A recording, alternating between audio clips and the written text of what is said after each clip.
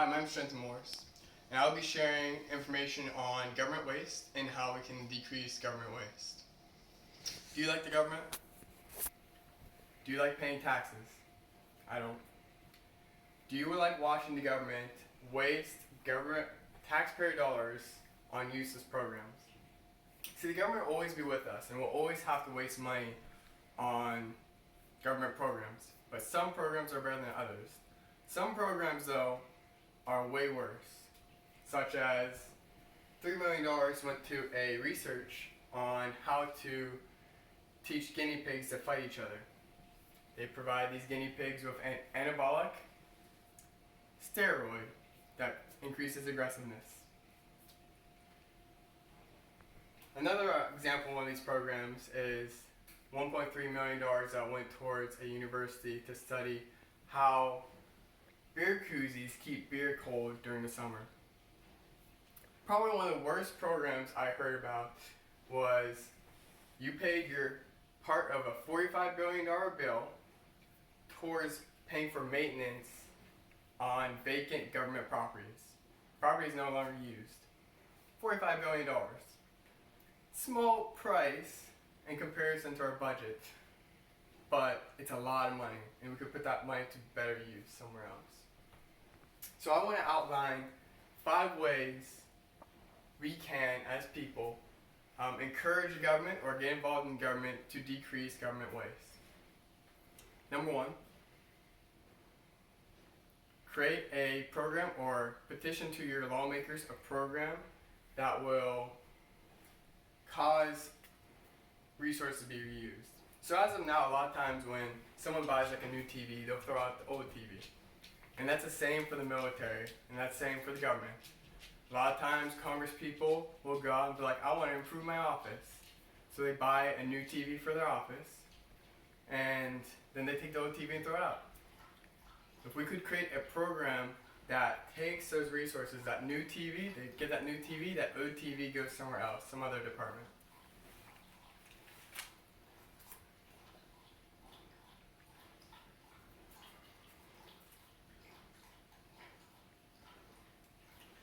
The Heritage Foundation spoke of Congress people. These Congress people apparently spent hundreds of thousands of dollars enhancing their offices, adding popcorn machines, adding new plasma TVs, and adding DVD sets, etc., etc. We see that continually they were just wasting money. Now, yes, I honestly, if I had an office, I want a popcorn machine. I want a new TV, but do I need these items?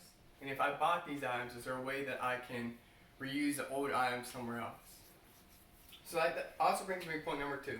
So instead of giving these items to other departments within the government, what if we could give these items to people that work for the government, but they could take them home? So rather than put them back into the government, say after a few uses of TV, they're like, oh, we'll just buy new TVs.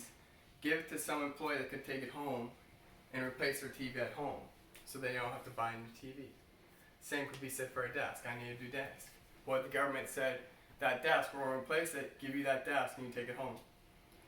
And then point number 3, what if we were to create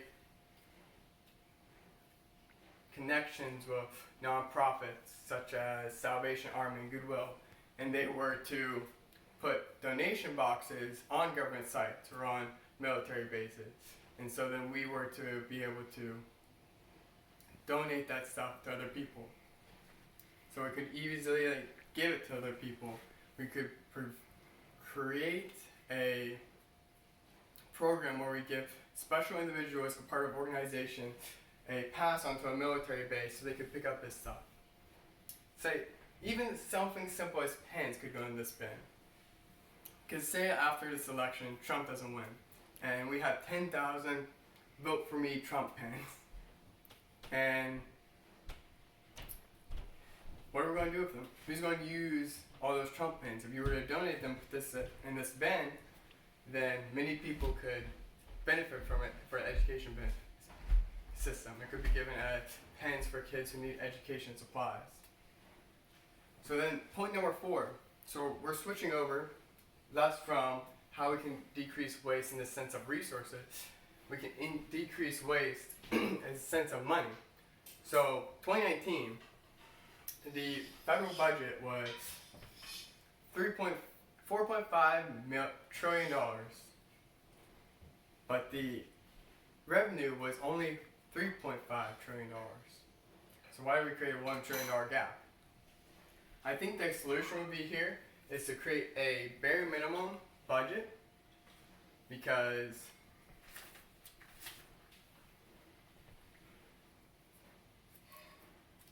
Chris Edwards said in the Cato Institute, people tend to not spend other people's money the same as they would spend their own.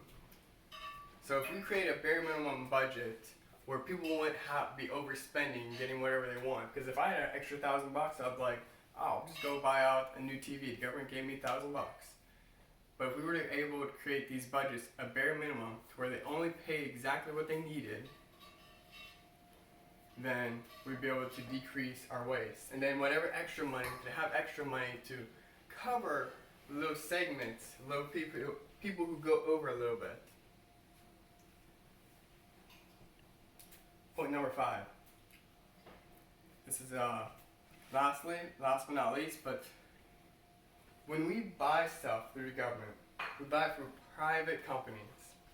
And this may be nice in the sense companies produce it and we don't have to have government programs that produce it. The disadvantage is, one, companies take advantage of that. So in early 2000s, there was a company that was producing hardware such as screws and washers, and through that time they were able to convince the government in paying $20 million in shipping costs for the equipment. And eventually the government got it back, but they took the $20 million and they didn't get it all back. Another example of this is, so I'm an aircraft mechanic in the Air National Guard, and when I work on planes, they have me repair items. So they had me repair an item one day and replace it with a new item. And this little item costs $50 for one of it. But there's a second one, and there's only 2 of these on the plane. The second one costs $350. This item was only 2 pieces, 1 piece metal and 1 piece rubber. Yet it cost $350. Why?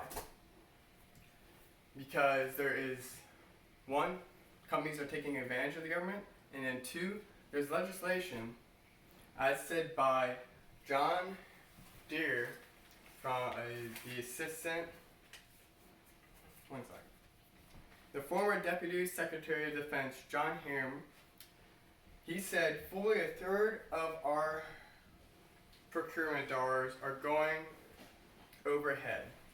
Meaning they're coming from people who've created legislation that prevents companies from being able to easily produce these products without having rules over them. And so then instead of this money going towards the product, this money is going towards individuals who have taken advantage of the system. We see that the government has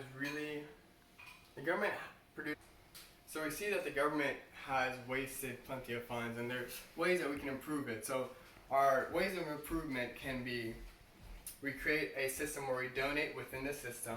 So old items are replaced, the old items get sent to somewhere else, so it's like a new item to someone else. We donate to individuals outside the source. We create boxes that donate to organizations like Goodwill and Salvation Army.